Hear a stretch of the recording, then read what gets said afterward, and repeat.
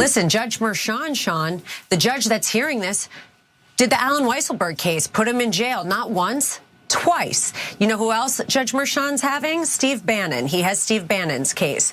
This is no coincidence.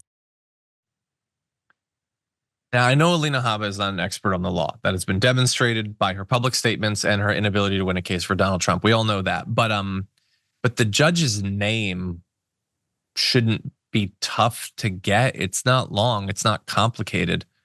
Was that supposed to be a joke? Was that supposed to be a slight? I literally don't even understand. I'm not sure Alina Habba understands what she was doing there. Now, yes, it's a judge, so he is overseeing multiple cases.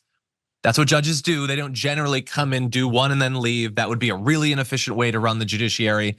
And so, yes, he's involved with other cases. And I do want to thank Alina Habba for reminding us that Donald Trump is not the only prominent Republican or even Trump-affiliated prominent Republican that is facing legal troubles. Steve Bannon is, in fact, we have developments on that with the DOJ asking just earlier today, US District Judge Carl Nichols, because everything's Pokemon these days, to order Bannon to begin serving his 4-month prison sentence for contempt of Congress that was upheld when he lost the appeal last week. Hey, I'm glad you're here. Listen, in order for the Damage Report to keep on going, we need viewers like you to become a member on YouTube.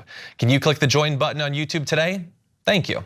Theoretically, Steve Bannon could be headed to prison soon. Now, that's Judge Nichols, the one that had previously placed a stay on Bannon's jail sentence while the appeal process went forward for a couple of years. Here is what the DOJ said in their motion. There is no longer a substantial question of law that is likely to result in a reversal or an order for a new trial, adding that under these circumstances, the court shall order defendant be detained so the stay of sentence must be lifted. Now, the Court of Appeals that ruled on this on Friday said we conclude that none of the information sought in the trial subpoenas was relevant to the elements of the contempt offense, nor to any affirmative defense Bannon was entitled to present at trial. Basically saying the various legal arguments that he'd made don't make any sense. They're not actually going to save him. And so that's what the DOJ is referencing. And they seem right. So can we get on this? Could he get, it's only 4 months. He'll be out eventually. I think he'll be around for the election actually, but he did the crime. Now the DOJ is just asking that he do the time, and that's how that phrase works. So Sharon, what do you think? I'd like to give him some time, more time to get his affairs in order. I don't want to see him go on the inside until about August so that we can hopefully breathe a little bit easier. He'll probably mess up, go to solitary confinement, and that way he'll be there through the month of November. He won't be able to reach the outside world. And I think that'll be better for the country. That's just me, my personal belief. But if he has to go now, then I guess get on with it. Yeah, look, when you mentioned getting your affairs in order, I would say that, based on every visible piece of evidence about Steve Bannon, the 4 months could be a significant chunk of the time that he has left on Earth. And I know he obviously has a lot that he wants to achieve with his remaining months.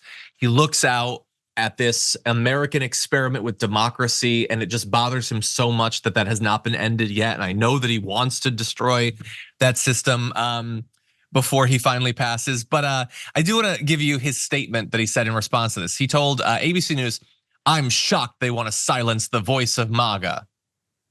That's such a stupid thing to say for a couple of reasons. First of all, the narrative is that they're always trying to silence the voice of MAGA. So why would you be shocked?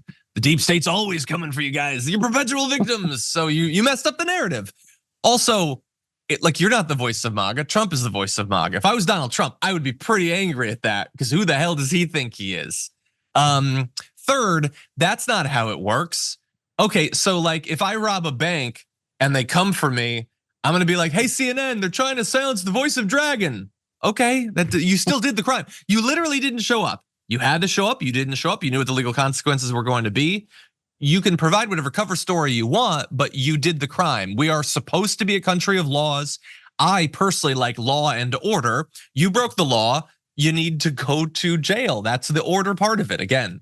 By the way, I also just wanna, before your final comment, I wanna let you know, Rudy Giuliani needs to be served with a notice of his indictment in Arizona. We talked about that a few weeks ago. They can't find him, okay? So he apparently has been criminally charged and must appear before a judge on May 21st, but he hasn't been served yet. He's the only one of those charged that hasn't been served. And I have to say, I'm a little bit confused about that because I'm pretty sure that he's still doing his podcast from his studio. Hang out there is what I would say to the Arizona officials. I don't know, does he need to go to Arizona for them to serve him? Because he does need to show up. I mean, we're 1 week away from that, Sharon. Any final thoughts?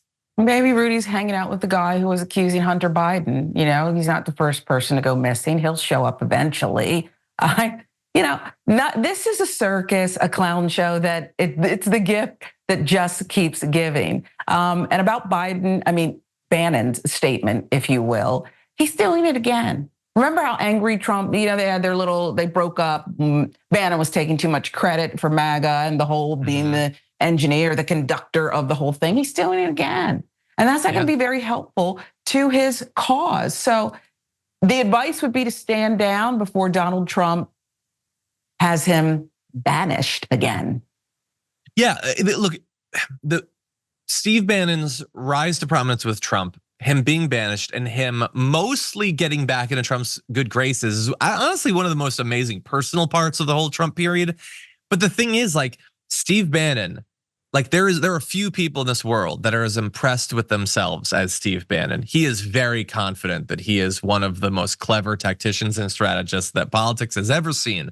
And so if and when he returns to the Trump White House, which there's every reason to believe that he will, the clock will be ticking for him to be banished once again because he can't control himself. He says stuff like that, the voice of MAGA and all that. He is very, very impressed with himself. And Donald Trump is very, very sensitive to threats like that. And so I don't see this working out for him. In any event, they got to track down Giuliani. They said they believe that he was likely in his New York City apartment because he had recently video streamed from there. Well, yeah, so go there. I don't know what else you have to do. People are saying send an agent to Four Seasons Landscaping. I don't know, send a bunch of people to go check the area massage parlors, whatever. You can find this guy. He isn't a world traveler. He can barely get around. And so anyway, we don't have time to get to the crossover between those two, but it is good to see that even if for Donald Trump, there's still an open question of whether there will be consequences for actions, for the lower level guys, they can still suffer those consequences, which is good.